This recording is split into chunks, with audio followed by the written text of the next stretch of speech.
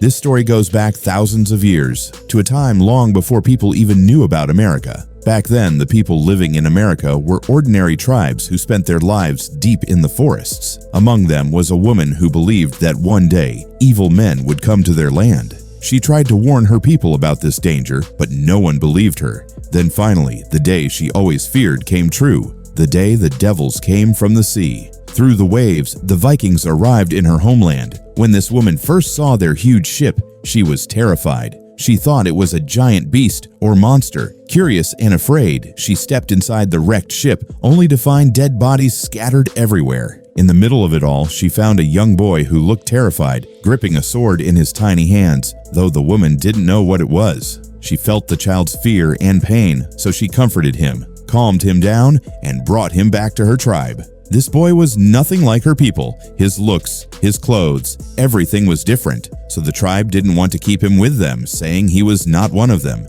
But because the woman insisted so much, they finally agreed to let him stay. They gave him a name, Kale. Kale struggled to fit in. He had horrible dreams about his past that haunted him at night. In those nightmares, he saw that his father was not only a warrior, but also a cruel man. When his father came to America, he led the Vikings and slaughtered innocent tribes mercilessly. He didn't spare anyone, not women, not children. Little Kale was terrified by his father's brutality, but his father's cruelty didn't stop there. He even forced Kale to take a sword and ordered him to kill innocent children. Kale refused. He dropped the sword, unable to hurt anyone. His father was furious when he saw this. In anger, he threw spears at Kale to kill him. To save his own life, Kale ran away, found another Viking boat, and hid there until he fainted. When he woke up, it was already too late. The Vikings had sailed away, leaving behind only the broken ship and dead bodies. That's where the woman found Kale and saved him. Years passed, and Kale grew up among the tribe. Those years were peaceful. The Vikings didn't come back again. Kale learned the tribe's language, their ways, and started to feel like he belonged with them.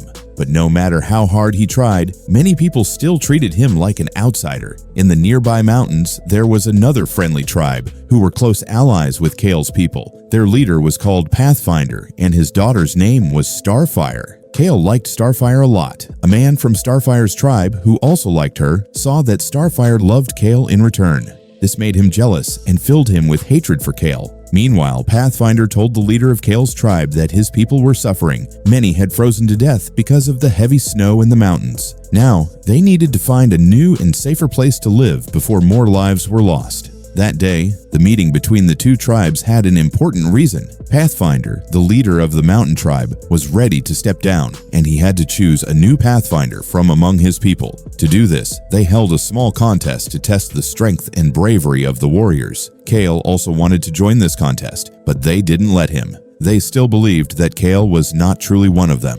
When Kale heard this, he got angry and stormed off alone, telling himself he would live by himself now. He still kept the sword from his childhood days, which reminded him of his past. The next morning, while out hunting, Kale saw something strange near the sea. He discovered that a group of people had landed there. They were Vikings who had come back to attack this land once again. Kale was far away from his tribe, standing on another hill, while the Vikings stormed into his village. The Vikings destroyed everything. They killed everyone in his tribe. When Kale saw the smoke and the flames, he rushed back to help, but he was too late. The entire village was burned to the ground. Dead bodies were everywhere. Only 2 or 3 people were left alive, but the Vikings were torturing them for fun. Seeing this horror made Kale furious. He ran straight into danger to try and save the survivors. Deep down, he knew he could never fight all the Vikings alone, but he refused to run away. The Viking leader noticed Kale's bravery and was curious to see how long he could fight. So, the leader ordered his warriors to attack Kale one after another. Kale fought bravely, facing each Viking one by one, but there were too many. He couldn't beat them all. So he decided to use his mind instead. He grabbed the shield and weapons from the last Viking he defeated and escaped. The Viking captain was furious. He ordered his men to chase Kale down and bring him back dead or alive. But Kale knew the forests and hills better than any Viking. He hid in the shadows, setting traps and attacking them silently, picking them off one by one. Some Vikings spotted him and fired arrows at him. One arrow hit him, wounding him badly. Kale knew that if he gave up now, he would die for sure. So he jumped into the water and swam away. vanishing from the Vikings' sight. When the surviving Vikings returned to their leader and said Kale escaped, he was furious. In a rage, he killed 2 of his own men to show his anger. Then he told the rest, "We have to find that boy at any cost. He's the only one who can lead us to another village to attack." The scene shifts to Kale, who drifted ashore and passed out in a cave. While he lay there, some hunters from the other tribe found him, weak and wounded. They decided to help him, but Kale shouted at them to leave him alone. He begged them to go back, warning them that the Vikings would follow him and they would all be in danger. But the hunters didn't listen. They carried him back to their village anyway. As soon as they arrived, Kale fainted again from exhaustion. The tribe treated his wounds and waited. When he finally woke up, he realized the Vikings hadn't attacked yet. He told the chief of this tribe everything, how his own people were all dead, and how the Vikings were now hunting him. He begged them, "Leave this land now. If you stay here, the Vikings will come for you too." But the man from Starfire's tribe, who always hated Kale, shouted angrily, "Let them come. We'll fight them. We'll kill them all."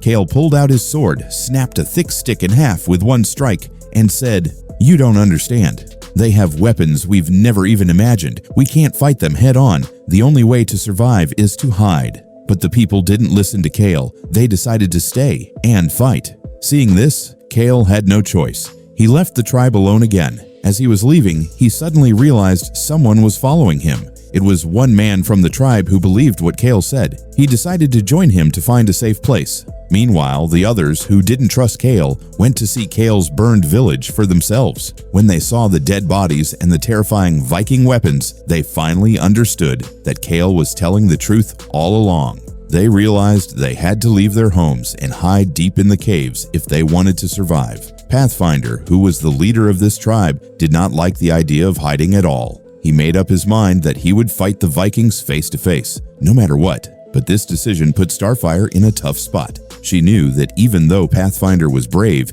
he would never stand a chance fighting the Vikings alone. She also knew that if Kale wasn't with them, they would have no hope at all. Kale had fought the Vikings before. He knew their ways and how dangerous they were. So, Starfire went to Kale and begged him for help. She said, "Please, we can't do this without you." Kale cared deeply for her. He loved her, so he couldn't say no to her. He agreed to help them fight. The people of the tribe hid all their women, children, and elders deep inside the caves. The remaining warriors prepared themselves for battle with the Vikings. Kale helped them come up with a plan. He told them, "Don't fight them head on. We'll attack them in secret. We'll set traps. That's the only way we can stand a chance." Using Kale's strategy, they surprised the Vikings and killed many of them at first. But then, they made one mistake. They fell into a trap set by the Vikings and got caught. The Vikings were brutal. Anyone who crossed their path was killed without mercy. After they had slaughtered many, the Vikings captured the few survivors who were left. Now, only a handful of people were alive. Pathfinder, Starfire, Kale, and a few others were taken prisoner. When the Viking leader saw Kale up close, he knew right away that Kale was not truly one of the tribe. He remembered a story that years ago, the Vikings had come to this land and left behind the son of their leader. Looking at Kale, he guessed that Kale must be the son of that Viking leader. He said to Kale, "I know you have Viking blood in your veins. That means you're one of us. Help us. Tell us where the other villages are hiding." But Kale refused. He would not betray the people he loved. The Vikings were furious. To force him to obey, they killed Pathfinder right in front of him. When they threatened to kill Starfire next, Kale had no choice. He agreed to help them. Starfire felt heartbroken. She thought Kale had betrayed them, leading the Vikings to where her people were hiding. But neither Starfire nor the Vikings knew the truth. Kale was planning to trick them. Kale pretended to lead them to the hidden village. He took them first to the old snowy camp where the tribe used to live before they moved deeper into the mountains. Along the way, some Vikings tried to harm Starfire. Kale couldn't stand this. He fought them fiercely and protected Starfire. Seeing this made the Viking leader furious, but he didn't punish Kale. Deep down, the Viking leader felt sympathy for Kale. He still believed Kale was a Viking like him. When they reached the empty village, there were no people there at all. The Viking leader turned to Kale and asked, "Where do we go now?" Kale calmly said, "We must go north." In the north, there was only the sea.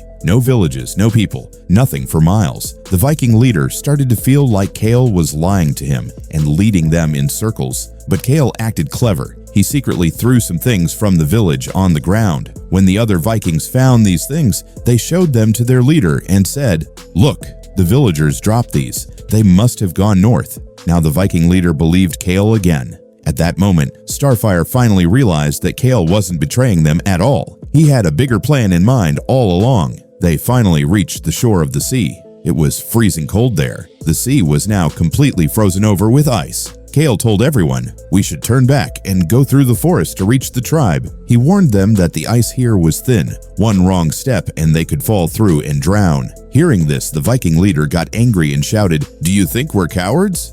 He refused to turn back. He ordered his men to keep moving forward over the frozen sea. In truth, Kale knew this was the Vikings' weakness. They were too proud to turn back. He knew that once they stepped onto the thin ice, they would get stuck and many would die. Since Kale was leading the way, he walked very carefully and slowly crossed the snow. But after going a little farther, the thin ice cracked under him and he fell through. As the ice broke, many Vikings who were close to him also fell into the freezing water. One Viking who had Starfire tied to him also fell in. As he was drowning, he tried to pull Starfire under with him. Kale, who was under the water too, heard Starfire's cries for help. He fought his way back up, broke the chain that tied Starfire, and pulled her out of the freezing water. Together, they crossed the sea and reached the snowy mountains on the other side. The Vikings still didn't know that Kale had planned all of this. The mountain path they were on was actually made by the first tribe who used to live there. The Vikings started walking forward on this narrow mountain trail. While they were climbing, one Viking slipped on the icy path and fell into the sea far below. Seeing this, the Viking leader ordered everyone to tie themselves together with ropes. This way, if one of them slipped, the others could pull him back up. The leader also tied Starfire directly to himself, so if he fell, she would die too, and Kale would be forced to save him just to keep Starfire alive. While they were walking, Kale leaned close to Starfire and spoke to her softly in their language. "Hit me." At first, Starfire didn't understand what he meant, but then she realized Kale must have a plan. She started hitting him hard right there on the trail. Seeing Kale get beaten up made the Viking leader furious. He slapped Starfire across the face and threw a knife to Kale, shouting, "Kill this girl now!" Kale took the knife in his hands, but instead of hurting Starfire, he used it to cut the rope tying Starfire to the leader. Then, he grabbed a rock from the ground and threw it at the last Viking in the line. The rock hit its mark. The Vikings stumbled and fell down the cliff. Because they were tied together, the other Vikings started to fall one by one like dominoes. Before the leader could fall too, he quickly cut his own rope to save himself, but Kale was still tied to him. When the last Viking went over the edge, the force of the fall dragged Kale and the Viking leader down too. They grabbed onto a tree on the mountain and held on for their lives. The Viking leader managed to climb back up to the trail first. He started throwing rocks down at Kale to crush him. Kale was trapped and knew he couldn't climb up in time. He shouted to Starfire to run and save herself. As Starfire ran to safety, Kale made a strange loud noise, a sound so powerful that it caused the ice above him to crack. A massive sheet of ice broke loose and came crashing down on both of them. The ice sent them tumbling down the mountain, but somehow, both Kale and the Viking leader survived the fall. They stood up and began to fight each other one last time. In the middle of the fight, Kale overpowered the Viking leader. The Viking leader gasped, "I am the last of your kind. Will you really kill me too?" Without hesitation, Kale swung his sword and cut off his head. In that moment, he ended the Viking threat once and for all. Kale had lost so many people, but he saved the rest of his tribe. Those who survived were hiding in a secret cave near a lake. When Kale and Starfire returned, the people bowed before them with respect. They knew Kale was the true hero who had won this war. They made Kale their new Pathfinder, their new leader. They finally accepted him with open hearts and saw him as one of their own. Pathfinder Kale and Starfire got married soon after. From then on, they lived together happily, protecting their people and their land. Friends, if you enjoyed the video, don't forget to give it a like and drop a comment to let me know what you thought. Most importantly, make sure to hit that subscribe button. Your love and support are what keep me going. Thank you so much for watching.